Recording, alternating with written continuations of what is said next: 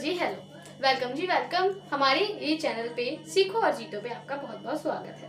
यहाँ पे मैं आपको सोशल साइंस पढ़ाने आई हूँ और जिसका आज हम फ्रांसीसी क्रांति चैप्टर नंबर 1 पढ़ने वाले हैं, जिसकी हम यूनिट नंबर 1 आज कंप्लीट करेंगे। ये वीडियो थोड़ी सी लेंथी हो सकती है और मैं अपना इंट्रोडक्शन देती हूँ। मेरा नाम साक्षी है, जो कि अब आपको यहाँ पे फ्रांसीसी क्रांति चैप्टर पढ़ाएंगे और मेरे डेली बेसिस पे आते रहेंगे वीडियोस। ठीक है, मतलब एक मैं अपना रूटीन से बना लूँगी उस पर, जैसे 3 दिन में एक एक वीडियो ऐसे।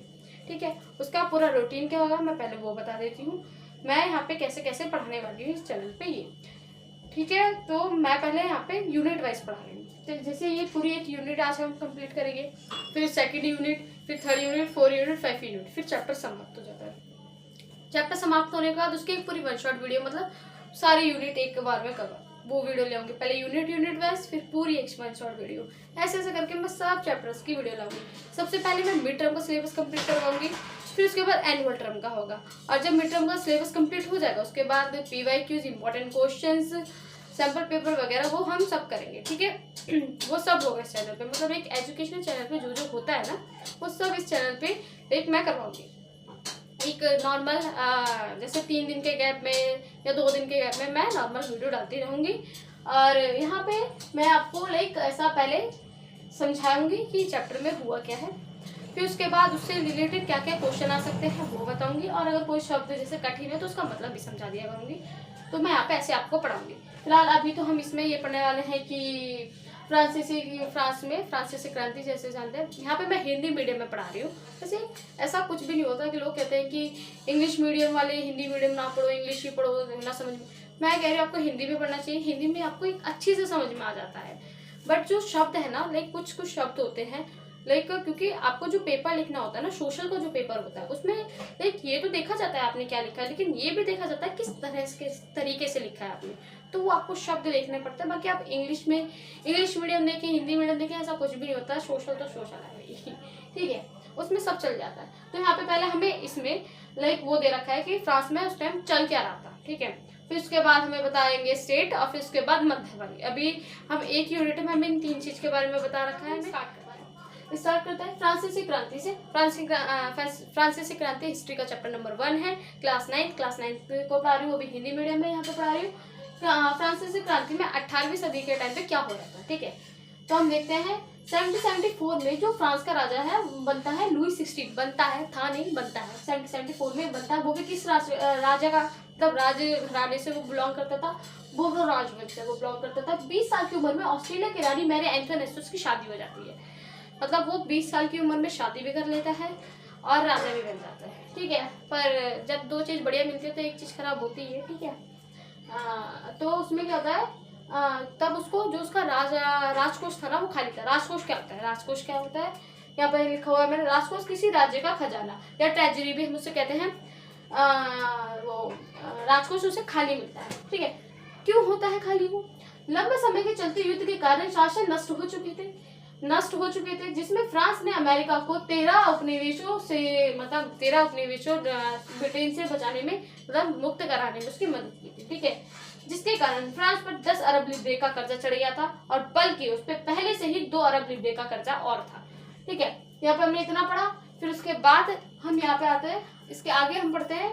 पर जो ये राजा है ये थोड़ा अलग ही दिमाग का है, मतलब इस पे 10 अरब लिब्रे और प्लस 2 मतलब 12 अरब लिब्रे का कर्जा चढ़ गया। लिब्रे क्या है? ये है फ्रांस की उस समय की मुद्रा का नाम। ठीक है, उस समय की मुद्रा का नाम लिब्रे था। ठीक है, लिब्रे। तो वहाँ पे इसमें 12 अरब लिब्रे का कर्जा भी चढ़ा हुआ है, ऊपर से इसका राजकोष भी खाली, क्योंकि युद्ध में पैसा लगा है। अब कर्जा क्यों लेगा इंसान जब उसके पास पैसा नहीं होगा ना, इसलिए। तो मतलब राजकोष भी खाली है, कर्जा भी चढ़ा हुआ है, लेकिन इसको पसंद है आराम, शानो शौकत की जिंदगी। उसको पूरा करना है भाई। अब वो कैसे पूरा करेंगे इसके बाद हम पढ़ेंगे, जब 3 स्टेट के बारे में पढ़ेंगे उसमें हम पढ़ लेंगे कि वो कैसे अपना पूरा करता है, कर लेके वो पूरा करता है। वैसे तो राजा अपने नियमित खर्चों, सेना प्रबंधन, राज दरबार, शासकीय कार्यालयों या विश्वविद्यालयों को चलाने हेतु फ्रांसीसी समाज को कर देने के लिए विवश करता था। फ्रांसीसी समाज क्या है? वैसे फ्रांसीसी समाज 3 स्टेट में बटा हुआ है। इसके बाद हम पढ़ते हैं कि उसको वो कर देने के लिए विवश करता था, उसके नाम भी थे। और ये नियमित खर्चे क्या होते हैं? एक राजा के अपने क्या खर्चे हो सकते हैं, सेना प्रबंधन हो सकता है, राज दरबार हो सकता है, शासकीय कार्यकाल, मतलब इन सब पे खर्चे को करता था। और इन सबको खर्चे पूरा कैसे करता था? वो कर लेके करता था, टैक्स भाई, टैक्स। तो टैक्स लेके ये खर्चे पूरे करता था। अब मैं इसमें ये बताती हूँ कि क्वेश्चन क्या बन सकता है, ठीक है। एक एक नंबर में बनेंगे, इसमें तो एक एक नंबर बनता है, ठीक है। सबसे पहले ये पूछ सकता है कि वहाँ का फ्रांस का राजा कौन था? लुई 16, एमसीक्यू में आ जाएगा। कितने साल में शादी हुई थी? ये तो नहीं पूछेंगे मेरे ख्याल से, जहाँ तक है मैरी एंथोनेट उसकी किससे शादी हुई थी, ये पूछ सकते हैं। या फिर ये पूछ सकते हैं कि 20 साल की उम्र में किससे शादी हुई थी? मैरी एंथोनेट से। मैरी एंथोनेट से शादी करते समय लुई 16 की क्या उम्र थी? या फिर ये पूछ, ऐसा घुमा फिरा के क्वेश्चन पूछता है। वैसे भी सब जानते सीबीएसई ऐसे नहीं पूछता, थोड़ा घुमा फिरा के ही पूछता है। जब लुई 16 राजा बना था तब उसका राजकोष खाली था। क्यों खाली था? इसका ये पूछ सकता है, वो क्यों खाली था? लंबे समय से चलते युद्ध के कारण। अब वो आपको आप देखना पड़ेगा कि कितने नंबर का है। देखो 1-2 नंबर में है तो आप एक छोटी सी लाइन लिख सकते हैं। 2 नंबर में, 2 या 1 में ही आएगा, इससे ज्यादा में नहीं आएगा। 2 में है तो अभी पूरा उतार सकता है कि किसको किसने बचाने में मदद किया था, फिर उस पर इतना कर्जा चढ़ गया था उसके कारण, ठीक है। ये इसमें से क्वेश्चन पूछ सकते हैं इंपॉर्टेंट। उसके बाद ये कुछ नहीं है, ये बस मैंने यहाँ पे शब्द लिख दिया। इसके बाद हम पढ़ते हैं कि फ्रांस में कितने स्टेट में जो समाज था उसका वो बटा हुआ था, ठीक है। चलिए अब हम फ्रांस में किस तरह से स्टेटों में समाज बटा हुआ था उसके बारे में पढ़ते हैं। फ्रांस में 3 स्टेट में समाज बटा हुआ है। पहला प्रथम स्टेट, द्वितीय स्टेट एंड फिर तृतीय स्टेट। प्रथम स्टेट में पादरी वर्ग आते हैं, राजा और राजा का परिवार जिसमें आता है पादरी वर्ग में। द्वितीय स्टेट कुलीन परिवार जिसमें पुजारी आते हैं, चर्च में जो पूजा करता है उन्हें वो पुजारी, ठीक है। तृतीय स्टेट में आते हैं बड़े व्यवसायी व्यापारी। मतलब तृतीय स्टेट भी 3 भागों में बटा हुआ है। ध्यान से समझिएगा कि जो फ्रांसीसी समाज है वो 3 स्टेट में बटा हुआ है और जो तीसरा स्टेट है वो 3 भागों में बटा हुआ है, ठीक है। तो 3 स्टेट हमने पढ़ लिए। फिर उसके बाद तीसरे स्टेट के 3 भाग पढ़ते हैं। उसमें कौन 3 तरह के लोग हैं? पहले में आते हैं बड़े व्यवसायी व्यापारी, अदालती कर्मचारी, वकील आदि। फिर दूसरे में आते हैं किसान और वकील। फिर तीसरे में आते हैं छोटे किसान, भूमिहीन मजदूर और फिर नौकर, ठीक है। इन 3 में बटे हुए हैं। और इन्हीं को मतलब जो मैंने बोला था कि कर लेता है वो, कि अपना जो रोज वो अपने देश को चलाने के लिए उससे पैसे चाहिए। अब वो पैसे कहाँ से आएंगे? उस पर राजकोष भी खाली है, कर्जा भी चढ़ा हुआ, शान शौकत की जिंदगी छोड़ दी नहीं है, तो उस वजह से पैसे कहाँ से आते? वो कर लेता था। तो वो कर लेता किससे था? वो कर लेता था तीसरे स्टेट के लोगों से। तीसरे स्टेट के 3 लोग उसे कर देते थे। ऐसा नहीं है कि इनको माफ है इनको नहीं, तीसरे स्टेट के सभी जो आते सब देते हैं कर, ठीक है। कर देने होते थे वही यहाँ पे लिखा है, पर कर अदा बस तीसरे स्टेट के लोगों को करना पड़ता था, ठीक है। उसके बाद हम पढ़ते हैं, ये इसके नीचे का है, ये जगह नहीं थी तो मैंने इधर रख दिया, ठीक है। उसके बाद हम पढ़ते हैं कि फ्रांस में लोग करते क्या थे, ठीक है।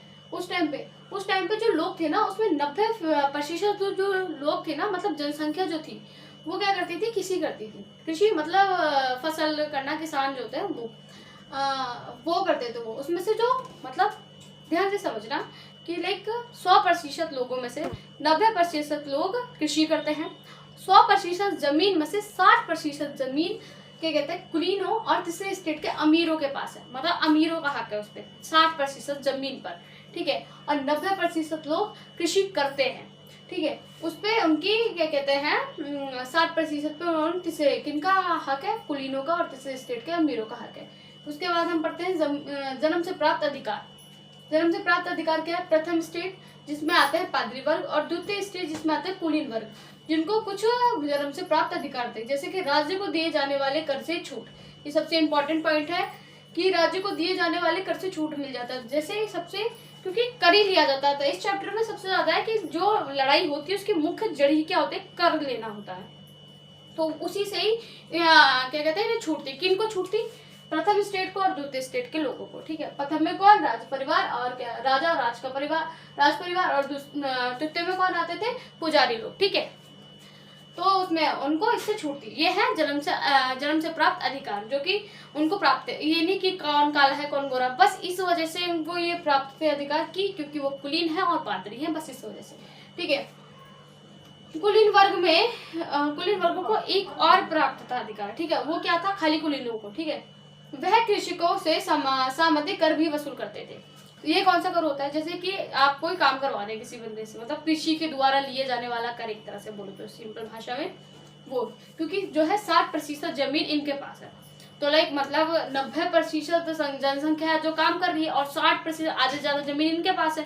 तो एक मतलब कर तो ले रहे हैं, मतलब कृषि तो मतलब जमीन तो इनकी है, तो ये क्या कर रहा है अपनी जमीन पे वही खेती करवाएंगे, तो कर लेते थे ये, और उसे यहाँ सहमति कर कहा गया है।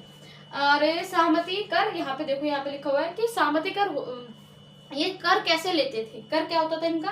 पहले बात तो जो चर्च कर लेता था ना, चर्च के पुजारी लोग जो कर लेते थे उसे कहते थे ताइथ, उसे कहते थे ताइथ। और ये ताइथ क्या होता था, चर्च द्वारा वसूल किया जाने वाले कर को ताइथ कहते थे। और ये कर लेते कैसे थे, किस मुआवजे पे लेते थे कि हम इतना लेंगे कर, वो लेते थे यह कर कृषि के उपज के 10वें हिस्से के समान होता था। ठीक है, 10वें हिस्से मतलब आपने एक मतलब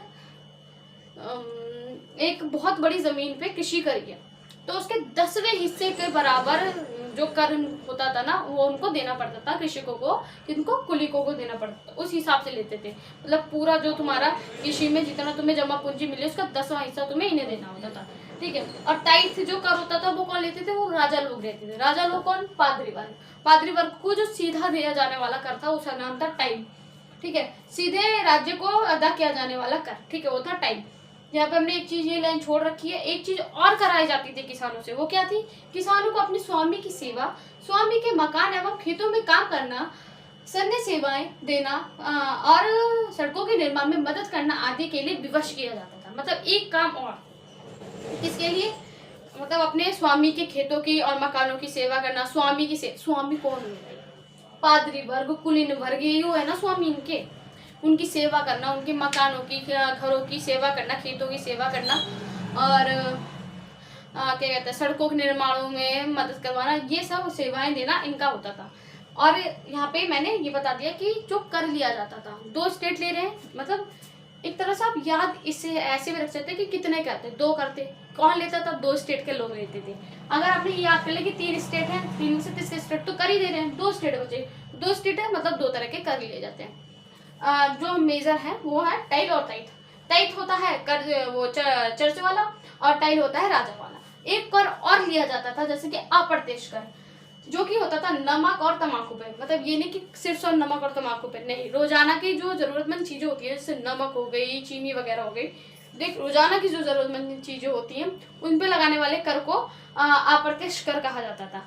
तो ये जो राजा था ना, ये अपने रोजाना की जरूरतमंद चीजों को पूरा करने के लिए कर देता था, और एक कर मांगा करता था, और ये ऐसे टाइल और टाइट करके कर मांगता था। और मैं आपसे लाइक मांगती हूँ, ज्यादा कुछ फर्क नहीं है, थोड़ा बहुत 19-20 का फर्क है, ज्यादा नहीं है। तो ये अप्रत्यक्ष कर मान लेते थे, मतलब टोटल 3 तरह के कर लिया करते थे, टाइल, टाइट, वो टाइल और अप्रत्यक्ष कर, ये 3 तरह के कर हैं। अब इसमें से वो मुश्किल शब्द कोई है नहीं, तो मैं बता देती हूँ क्वेश्चन कैसे पूछा जा सकता है इसमें से।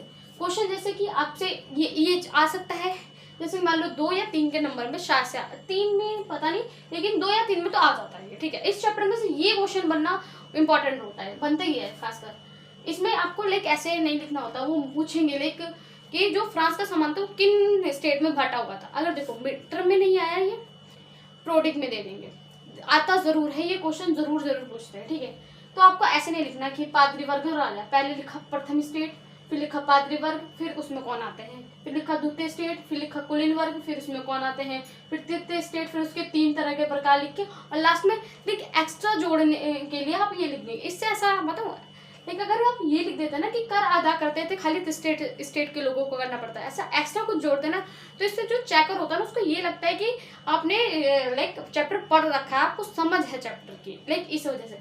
तो इस वजह से आपको ऐसे लिखना होता है एकदम, कि आप ऐसा आगे पीछे करके लिखोगे तो अच्छा नहीं लगेगा क्वेश्चन।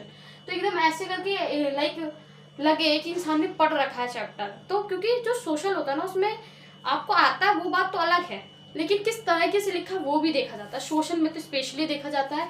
फिर उसके बाद इधर से क्या बन सकता है, विशेष अधिकार 2 या 1 में आता है, हद से ज्यादा 2 या 1 नंबर पे आ सकता है। ये कुछ नहीं आता, ये शायद आए, वो भी एमसीक्यू में शायद से।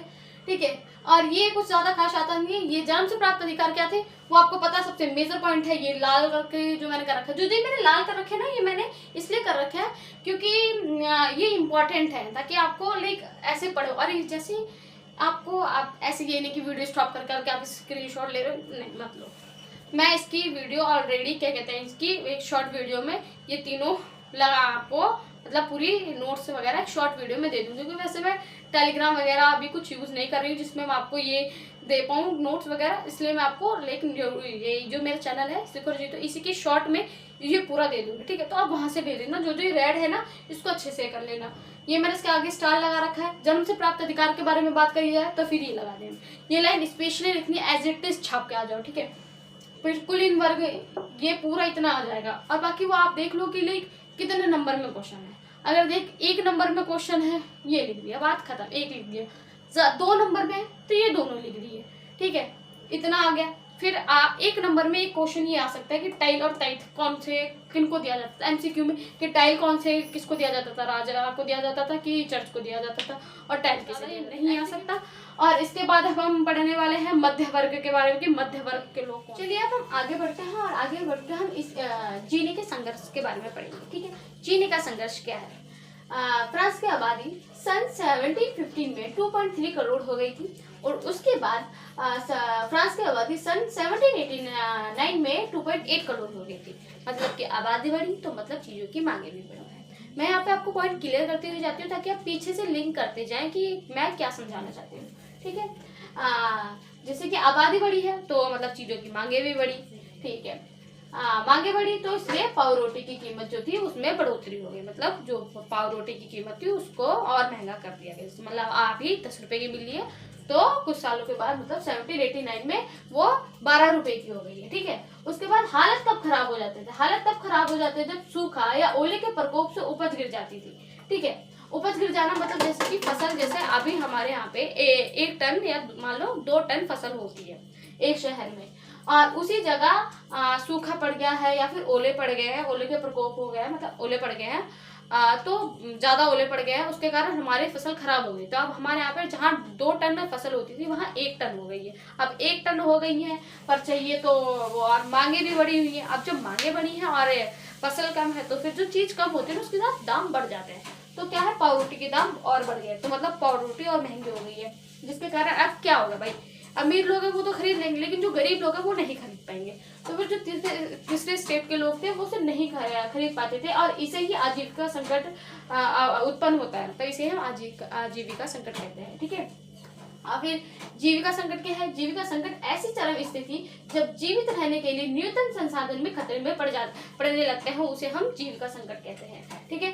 फिर इतना तो हमने समझ लिया। अब इसके बाद हम आते हैं मध्य वर्ग के ऊपर। मध्य वर्ग क्या है, देखो मध्य वर्ग सबसे पहले, भाई मध्य वर्ग आते ही ना आपके मन में आना चाहिए विशेष अधिकार, क्योंकि इन्होंने सबसे पहली चीज है जो विशेष अधिकार के खिलाफ ना आवाज उठाई थी, ठीक है। वही मैंने यहाँ पे हेडिंग भी लिख रखी है कि उभरते मध्य वर्ग ने विशेष अधिकारों के अंत की कल्पना की, ठीक है। ये मैंने हेडिंग लिख रखी है। अब पहले मध्य वर्ग लोग कौन है। मध्य वर्ग जैसे कि जो तीसरे स्टेट के वह लोग हैं जो कि समृद्ध हो गए। समृद्ध मतलब अब धनी हो गए, मतलब पहले वो गरीब थे लेकिन अब वो धनी हो गए और शिक्षित भी हो गए, उन्हें हम कहते हैं मध्य वर्ग लोग। वही मैंने यहाँ पे लिख रखा है। इन्होंने क्या करा था, जैसे मैंने अभी बताया, विशेष अधिकारों के खिलाफ आवाज उठाई थी, ठीक है। तीसरे स्टेट के वह लोग जो समृद्ध और शिक्षित होने के बाद नए विचारों के संपर्क में आए, और उनका कहना था कि पादरी वर्ग और कुलीन वर्ग को जन्म से दिए जाने वाले अधिकार नहीं देने चाहिए, क्योंकि इंसान की पहचान उसकी काबिलियत से होती है, ठीक है। उनका ये कहना था।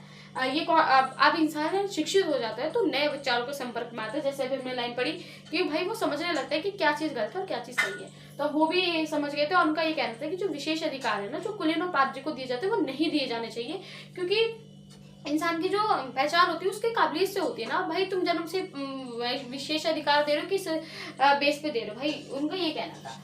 उसके बाद हम पढ़ते हैं मध्य वर्ग। अब मैंने बोला ना कि वो पहले अमीर नहीं थे, वो बाद में समृद्ध हुए हैं, ठीक है। तो समृद्ध कैसे हुए, मध्य वर्ग समृद्ध कैसे हुए।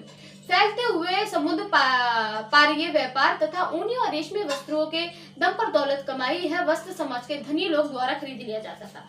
इन्होंने कैसे, पहले क्या चलता था, पहले ऐसा थोड़ी ना था कि हवाई जहाज वगैरह, ऐसा नहीं, पहले सी रूट होता था। पता है पता ही होगा कि जैसे हमने क्लास 8th में चैप्टर पढ़ा था हमने तो उसमें बताया गया था जैसे जो ब्रिटिश लोग थे वो सी रूट द्वारा ही इंडिया में आए थे, ठीक है।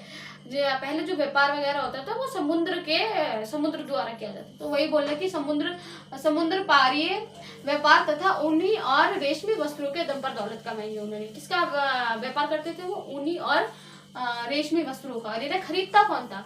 ऑफकोर्स वही लोग खरीदेंगे जिनके पास पैसे होंगे। तो समाज के धनी लोगों में अब ये लोग कौन होंगे? पादरी होंगे और कुलीन होंगे, या फिर और क्या कहते हैं तीसरे स्टेट के अमीर जो पहले आते हैं ना बड़े व्यापारी वगैरह, वो खरीदते होंगे, ठीक है। मध्य वर्ग में कौन लोग आते थे? मध्य वर्ग में सिर्फ तीसरे स्टेट के लोग नहीं आते थे, और भी लोग आते थे। और भी लोग में कौन कौन आता था? जैसे कि पहले तो हम पढ़ लेते हैं ये कौन है, मतलब तीसरे स्टेट में कौन आते थे। तीसरे स्टेट में इन सौदागरों एवं निर्माताओं के अलावा प्रशासनिक सेवा व वकील जैसे पेशवारों लोग भी सम्मिलित थे।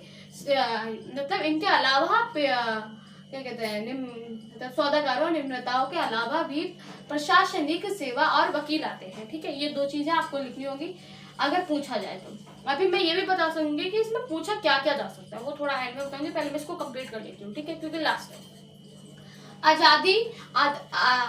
आजादी समान नियमों तथा समान अवसरों के विचारों पर आधारित समाज की परिकल्पना जॉन लॉक और जियो जॉक रूसो जैसी दार्शनिकों ने पेश की थी, ठीक है। किन्होंने पेश की? जॉन लॉक और जॉक रूसो ने, ठीक है। उन्होंने क्या बोला है कि आजादी समान नियमों तथा समान अवसरों के विचारों पर आधारित समाज की परिकल्पना की थी। उन्होंने एक स्टेटमेंट दी है कि हाँ ऐसा मतलब उन्होंने परिकल्पना किया, मतलब ये सोचा है कि काश ऐसा एक देश हो। अब अगर सोचो किसी देश में एक आज़ादी नहीं है और उसके सामने ऐसी बात रखोगे तो वो भी चाहेंगे ना कि आज़ादी हो, तो नॉर्मल सी बात है। उन्होंने ये स्टेटमेंट दी, तो उसके बाद टू ट्राइजेस ऑफ गवर्नमेंट में लॉक ने राजा के देवी और निरंकुश अधिकारों की सिद्धांत का खंडन किया। खंडन मतलब टू ट्राइजेस ऑफ गवर्नमेंट में लॉक लगने के कारण जो उसके अधिकार है ना उसका खनन हुआ है, मतलब उसका अधिकारों का एक तरह से विरोध हुआ है, ठीक है। रूसों के विचारों के आगे बढ़ते हुए जनता और प्रतिनिधियों के मध्य एक सामाजिक अनुबंधन पर आधारित सरकार का प्रस्ताव रखा गया, ठीक है। अब जो इनके प्रतिनिधि थे और जनता लोग थे ना, उन्होंने इनकी बात जॉन लॉक और जॉक रूसो की बातों को मद्देनजर रखते हुए क्या कहते हैं ऐसे एक सामाजिक अनुबंधन पर आधारित सरकार का प्रस्ताव किया। ऐसी एक समाज बनना चाहिए, ठीक है। गांतेस्क्यू ने the spirit of a laws नामक रचना में सरकार के अंदर विधायिका, कार्यपालिका और न्यायपालिका के मध्य में सरकार के बंटवारे की बात करी है, ठीक है। जो इन्होंने क्या कहते हैं कार्यपालिका, विधायपालिका और न्यायपालिका के मध्य जो सरकार बटी होने की बात की है ना, वैसी सरकार जब याद होगा हमने सबसे पहले पढ़ा था कि फ्रांस ने क्या अमेरिका को युद्ध में लड़ने में मदद करवाई थी। तो जब अमेरिका आजाद हो गया था तो उनके यहाँ पे भी ऐसी ही सरकार बनी थी, कार्यपालिका, विधायपालिका और न्यायपालिका। यही लिखा मैंने। अमेरिका के आजाद होने के बाद वहाँ इसी तरह की सरकार बनी, ठीक है। फिर उसके बाद हम नीचे पढ़ते हैं, जो लास्ट लाइन है यहाँ पे। पुस्तकों और अखबारों में जनता के बीच जोर से पढ़ा जाता था ताकि अनपढ़ को भी समझ में आए। इसी दौरान लुई 16 द्वारा राज्य के व्यय के व्यय मतलब जैसे जरूरतमंद चीजों, जैसे हमने बोला ना शासन वो सेना प्रबंधन करना पड़ता था, उसे विश्वविद्यालयों के खर्चे देखने पड़ते थे, उनको पूरा करने के लिए, ठीक है। उनको पूरा करने के लिए, क्योंकि भाई उसके पास पैसा तो है नहीं ना, राज को उसका खाली इस पे कर्जा भी चढ़ा, ऊपर से शान शौकत वो छोड़ता नहीं, ऊपर से देश के क्या कहते हैं वो भी हो गए खर्चे। तो उनको पूरा करने के लिए वो और कर लगा रहा है। देखो व्यय को पूरा करने के लिए कर लगाई जाने वाली बातों से विशेष अधिकार मानने वाले मतलब जो उनके विशेष अधिकार के जो खिलाफ लोग थे वो कौन लोग हैं? वो मध्य वर्ग लोग हैं। वो लोग गुस्सा गए थे कि लाइक मतलब पहले से इतने कर लगा रखे उसके बाद भी हमने कर लिए। तो हमने ये पूरा यहाँ पे मतलब समझ लिया, एक यूनिट समझ लिया। एक यूनिट यहाँ पे हमारी खत्म हो गई है। इसमें हमने पहली बात तो मैं ये बता देती हूँ कि क्या क्या ऐसे क्वेश्चन बन सकते हैं इससे और क्या क्या पूछा जा सकता है, ठीक है। इसमें से तो जहाँ तक मैं जानती हूँ इसमें से कुछ नहीं आ सकता, या फिर आपको एक नंबर में जीविका संकट या आजीविका संकट पूछ सकते हैं, ठीक है। फिर उभरते हुए मध्य वर्ग में कौन लोग आते थे, या फिर यह पूछ सकते हैं कि उभरते हुए मध्य वर्ग में कौन लोग आते थे और वो धनी कैसे हुए। तो आप लिख सकते हैं भाई कौन लोग आते थे स्टेट के। ये आप ऐसा पहले ऐसे नहीं लिखेंगे कि सीधा ये लाइन चेप दी कि तीसरे स्टेट के इन सौदागरों एवं निर्माताओं के अलावा प्रशासनिक सेवा विभाग की जैसे पेशेवर लोग आते थे। नहीं, आप ये नहीं लिखेंगे। आपको पहले लिखना पड़ेगा कि पहले तो आपको ये देखना होगा कि वो क्वेश्चन है कितने नंबर में। अगर देखो ज्यादा नंबर में आ रहा है तो आप पहले ये लिखेंगे तीसरे स्टेट के समृद्ध होने और शिक्षित होने के लोग वो हैं, फिर ये लोग आते हैं। ठीक है, ऐसे लिखना होगा। और मान लो कम नंबर में है तो आप सीधा ये लिखें और देन उसके बाद ये लिख दीजिए कि उन्होंने ऊनी और रेशमी वस्त्रों का के दम पे दौलत कमाई है। आप ये लिख सकते हैं। ये क्वेश्चन हो गया। अगर पूछो तो मैं बता रही हूँ कैसे आ सकता है। वैसे मेरे ख्याल से शायद आ सकता है।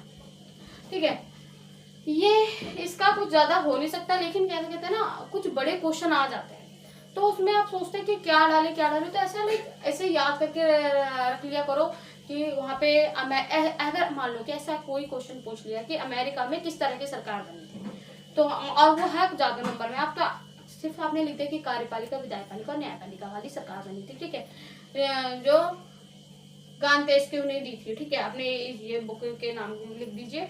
ठीक है, ये बोली थी।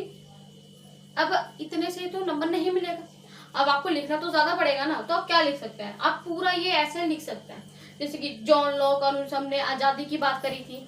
ठीक है, आजादी की बात करी, जिससे उसके बाद कांतेस्क्यू ने अपनी एक रचना में विधायपालिका कार्यपालिका का बारे में बताया कि ऐसे सरकार बटी होनी चाहिए। फिर उसके बाद अमेरिका ने इसको अपनाया। तो आप ऐसे लिख सकते हैं, इससे आपका क्वेश्चन भी बड़ा हो जाएगा। ऊपर से जो चेक करने वाला होगा ना, चेकर, वो भी सोचेगा कि इंसान पढ़ के आया, इसको समझ है चैप्टर की, चैप्टर में हुआ क्या था।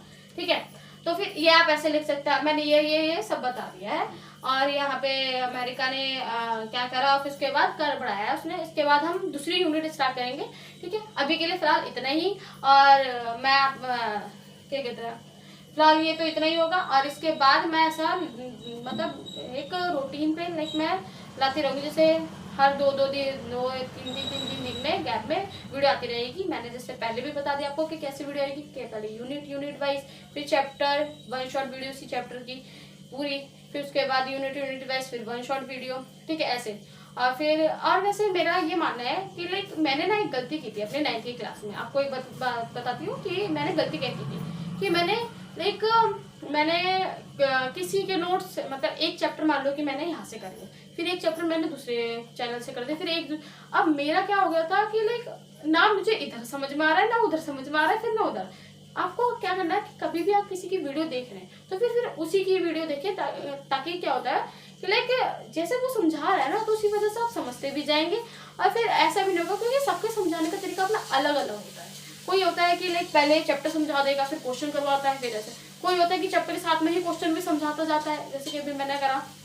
तो सबका अपना अलग अलग होता है, तो ऐसे भी होता है। तो इसलिए मैं कह रही हूँ कि लाइक अगर आप देख रहे ना वीडियो, तो मैं वैसे अभी नहीं है, लेकिन धीरे धीरे करके मैं सारी वीडियो डालूंगी। पहले मिड टर्म का कंप्लीट करूंगी, फिर एनुअल टर्म का कंप्लीट करूंगी, ऐसे करके सब करूंगी। इंपॉर्टेंट क्वेश्चन, पीवाईक्यू सब होंगे। ठीक है, तो लाइक अगर आप वीडियो देख रहे हैं ना ये, तो मैं ये चाहूंगी कि लाइक इसके बाद मैं सब वीडियो डालती जाऊंगी, आप उन्हें भी देखते जाएं। और अगर आप पढ़ रहे हैं ना तो एक जगह से ही पढ़े, ज्यादा दूसरों पे ना जाए, क्योंकि फिर ऐसा आपके मार्क्स कम होंगे। क्योंकि इंसान मार्क्स देखता है, ये नहीं देखता कि मेहनत कितनी लगी है। ठीक है, जैसे कि आप अभी नहीं, आप क्या जानते हो कि मैंने यहाँ पे कितनी मेहनत करने के बाद ये करा है काम। और मेरा आपसे एक ही कहना होगा कि जैसे कि मैंने अभी यहाँ पे इतनी मेहनत लगाई है, मैं यहाँ पे मतलब 2-3 टेक लेने के बाद मैंने ये वीडियो बनाई है, क्योंकि मैं ये सोच रही थी कि मैं क्या क्या लिखूँ कि छोटे से छोटे में अच्छे से मैं ज़्यादा समझा पाऊँ। ठीक है, क्या अच्छे से समझा पाऊँ, इस वजह से। तो अब मैं इतना कर रही हूँ, तो मैं भी चाहूँगी कि लाइक मुझे भी थोड़ा सपोर्ट मिले, जिससे मुझे थोड़ा सपोर्ट मिलेगी तो मुझे भी थोड़ा हौसला बढ़ेगा कि मैं उससे और अच्छा कंटेंट ला पाऊँ। ठीक है, तो मैं बस इतना ही कहना चाहूँगी कि ये जो वीडियो है इसको लाइक कर दिए, सब्सक्राइब कर दीजिए, ताकि मेरे का भी थोड़ा मोटिव बढ़ जाए कि कैसे थोड़ा मुझे भी सपोर्ट मिले और मैं भी यहाँ पे और अच्छा कंटेंट बना सकूँ। और मैं ऐसे रोजाना बेसिस पे वीडियो लाती रहूँगी, ताकि आपका भी जो है सोशल साइंस बहुत अच्छी हो जाए। क्योंकि इस बार हम बहुत अच्छा एम रखेंगे, हम साथ में चलेंगे, साथ में सारे वीडियो, सारे चैप्टर सारे अच्छे से कंप्लीट करेंगे, ताकि इस बार हमारे सोशल में बहुत बहुत बहुत अच्छे नंबर आए। ठीक है, तब तक के लिए धन्यवाद। वीडियो आपके लिए लेते हैं, धन्यवाद।